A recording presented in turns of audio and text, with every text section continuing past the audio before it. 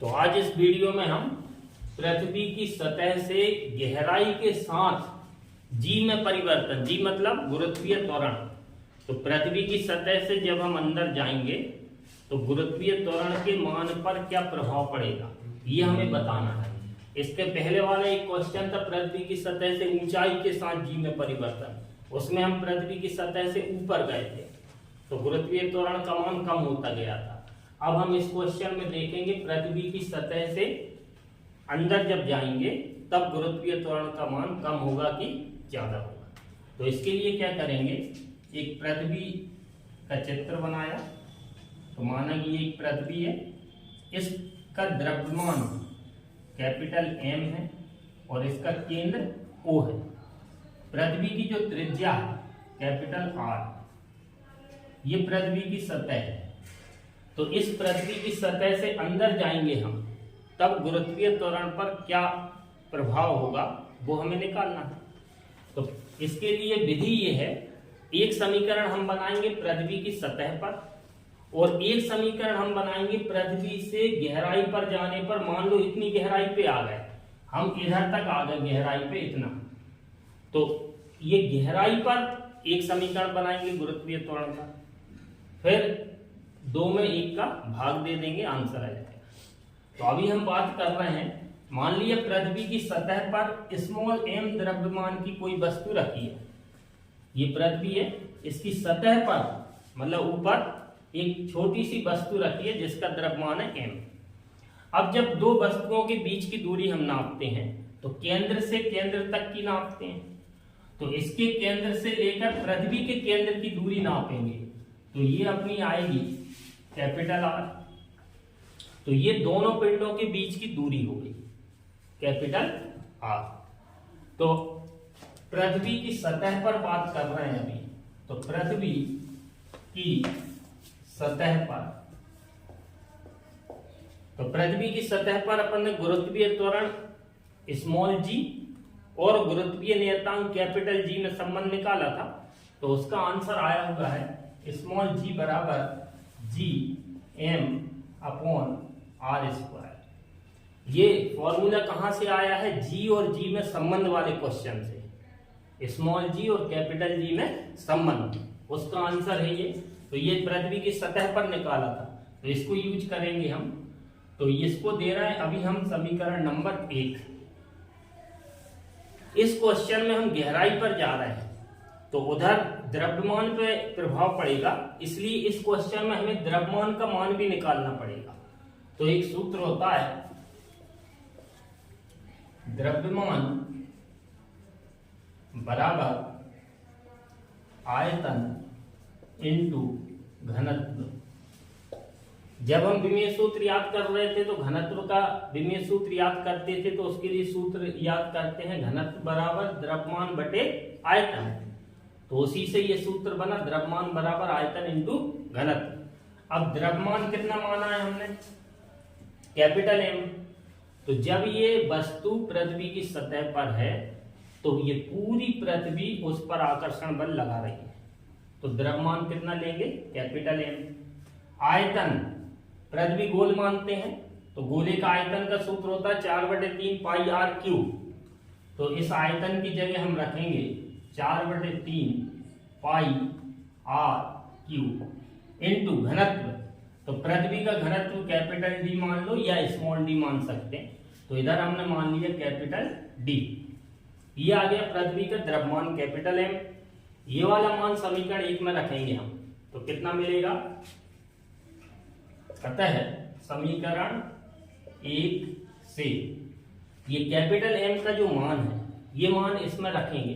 तो small g बराबर capital G, M की जगह 4/3 पाई r क्यूब इंटू D। ये किसकी जगह आ गया, कैपिटल M की जगह। और बटे में क्या चल रहा है, R स्क्वायर। तो बटे में लिख दो R स्क्वायर। अब ऊपर हो गया R की घात 3 और नीचे है R स्क्वायर, तो ये 2 R कट जाएंगे तो 1 R बचेगा।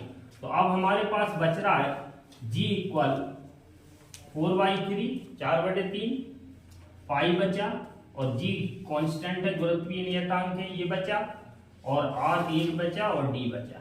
इसको देंगे समीकरण नंबर 2। तो ये जो हमारा समीकरण आया है ये कहां पर आया है? पृथ्वी की सतह पर। तो अभी अपन जो भी कर रहे थे ये पूरा का पूरा कहां पर निकाला हुआ है? पृथ्वी की सतह पर। तो ये हमारा मेन समीकरण बन गया। अब देखो, अब हम m द्रव्यमान की जो वस्तु है उसको हम पृथ्वी के अंदर ले जा रहे हैं। तो मान लिया हम इधर से इधर तक अंदर ले आए, और कितनी गहराई पे ले आए इस वस्तु को? h गहराई पे। अब ये जो वस्तु m है ये कहां पर आ गई? इधर।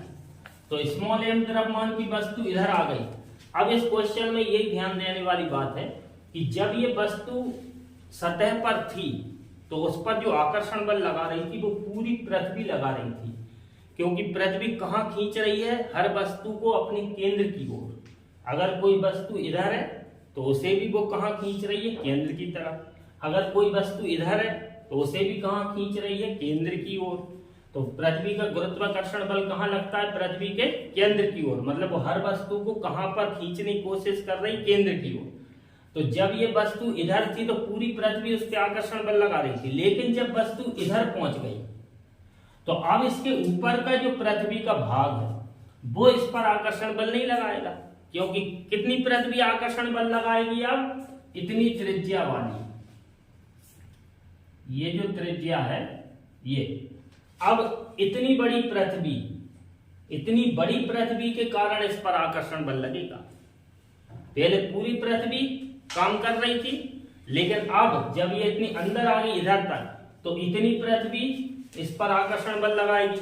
और अंदर ले जाओ, मान लो इधर ले जाओ, तो फिर कितनी पृथ्वी आकर्षण बल लगाएगी। और जैसे जैसे केंद्र की ओर ले जाते जाएंगे तो उस पर पृथ्वी के कारण जो आकर्षण बल लग रहा है वो पृथ्वी क्या होती जाएगी? पृथ्वी वाला भाग छोटा।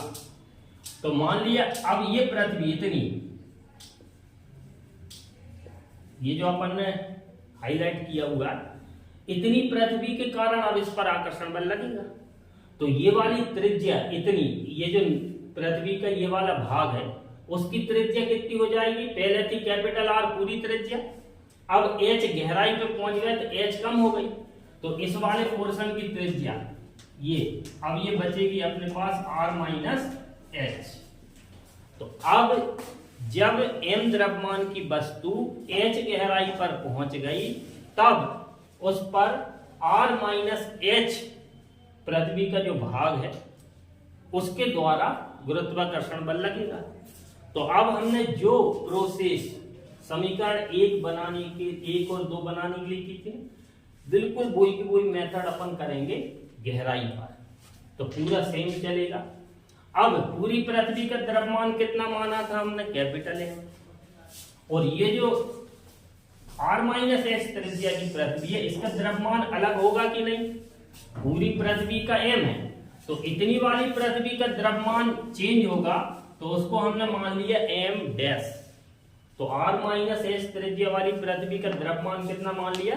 m dash. और इधर गुरुत्वीय त्वरण का मान हमने g माना है, तो गहराई पर और कुछ होगा तो उसको क्या मान लिया हमने?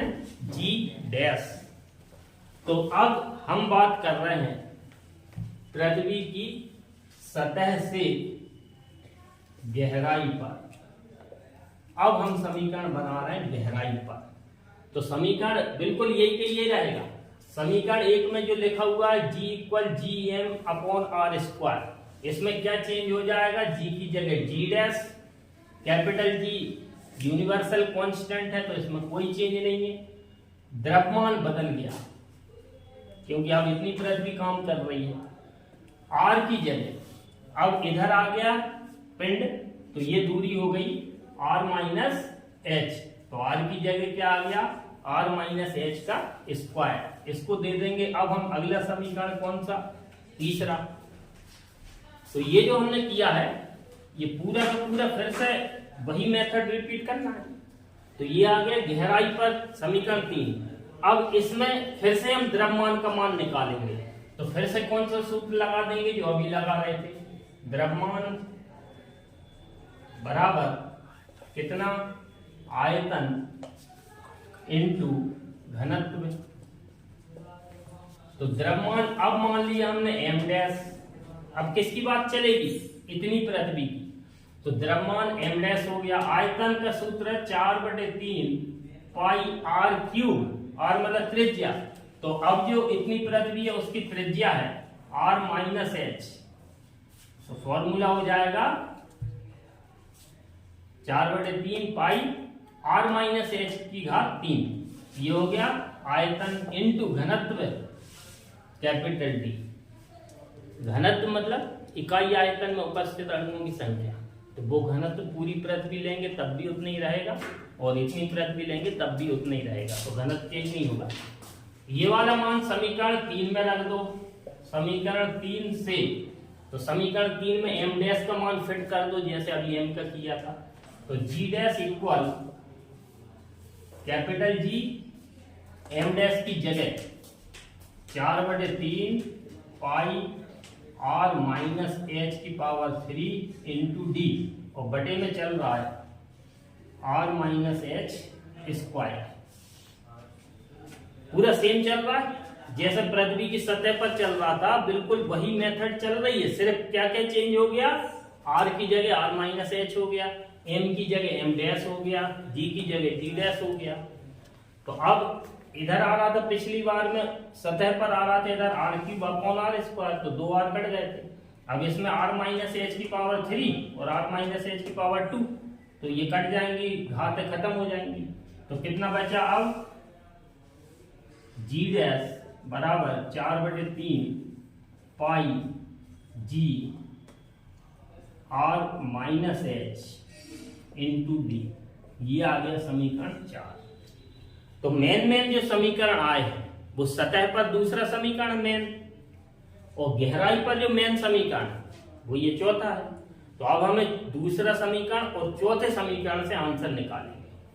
तो क्या करेंगे, हम समीकरण 4 में समीकरण 2 का भाग दे देंगे। तो कैसे आएगा अब देखते हैं अपन।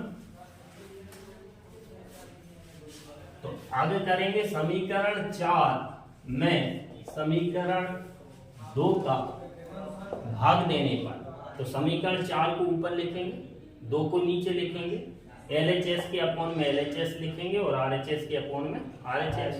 तो ये आ जाएगा G dash upon G equal 4/3 पाई G R minus H into D, और इसके अपॉन में समीकरण 2 का RHS 4/3 पाई G R D। ये समीकरण 4 है, इसको ऊपर लिखा और इसके नीचे समीकरण 2 लिखा, तो 4 में 2 का भाग दिया,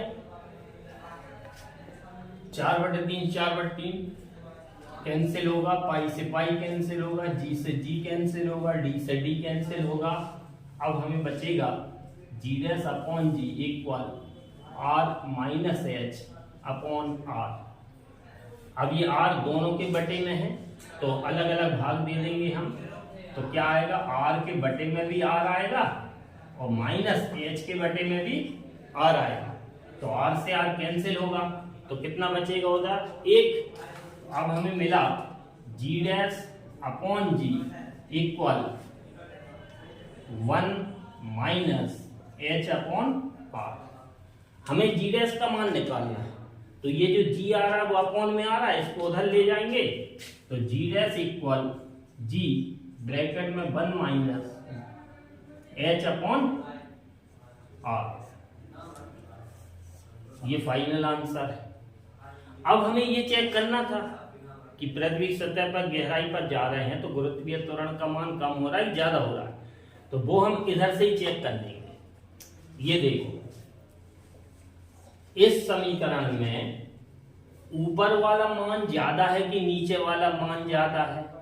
कैपिटल आर मतलब पूरी पृथ्वी की त्रिज्या, और आर माइनस एच मतलब जब वस्तु एच गहराई पे चली गई थी तब जितनी पृथ्वी आकर्षण बल लगा रही थी उस पृथ्वी का त्रिज्या है ये। तो आर बड़ा होगा इससे, r माइनस h से, क्योंकि पृथ्वी की त्रिज्या में से h कम हो रहा तो r का मान कम ही होगा। या अपन कह सकते हैं कि r माइनस h छोटा होगा r से। इसका मतलब ऊपर वाला जो मान है वो छोटा है नीचे वाले से, तो इस समीकरण में LHS में भी फिर ऊपर वाला ही छोटा होगा। RHS में ऊपर वाला छोटा है तो LHS में भी ऊपर वाला छोटा होगा, तभी तो ये समीकरण बराबर होगा। तो इसका मतलब ये हुआ, इसलिए G डैश की जो वैल्यू कम होगी G से। इसका मतलब G डैश गहराई पर गुरुत्वीय त्वरण है और G सतह पर है, तो सतह पर ज्यादा है और गहराई पर कम है। इसका मतलब जैसे जैसे h का मान बढ़ता जाएगा तो r माइनस h का मान उतना ही छोटा होता जाएगा, तो गुरुत्वीय त्वरण का मान भी उतना ही छोटा होता जाएगा। इसका मतलब ये हुआ पृथ्वी की सतह से जैसे जैसे हम केंद्र की ओर जाएंगे तो गुरुत्वीय त्वरण का मान छोटा होता जा रहा है। इसका मतलब पृथ्वी की सतह से गहराई पर जाने पर गुरुत्वीय त्वरण का मान धीरे धीरे कम होता जा रहा है, और केंद्र तक पहुंचते पहुंचते अगर केंद्र पे पहुंचेंगे तो जो गहराई अपन ने h मानी है, अगर पृथ्वी के केंद्र पर पहुंच गए तो इसका मतलब गहराई कितनी हो गई h। तो इस समीकरण में इधर h की जगह फिर वो त्रिज्या के बराबर हो गई गहराई, तो इधर r रखोगे तो r में से r गया 0, तो गुरुत्वीय त्वरण G डैश का मान कितना जाएगा 0। इसका मतलब पृथ्वी के केंद्र पर गुरुत्वीय त्वरण का मान कितना हो जाएगा 0। तो पृथ्वी की सतह से केंद्र की ओर जाने पर गुरुत्वीय त्वरण का मान धीरे धीरे कम होता जाता है और पृथ्वी के केंद्र तक पहुंचते पहुंचते गुरुत्वीय त्वरण का मान कितना हो जाता है 0 हो जाता है। तो ये कंप्लीट आंसर है, एमपी बोर्ड के हिसाब से बहुत इंपॉर्टेंट क्वेश्चन है।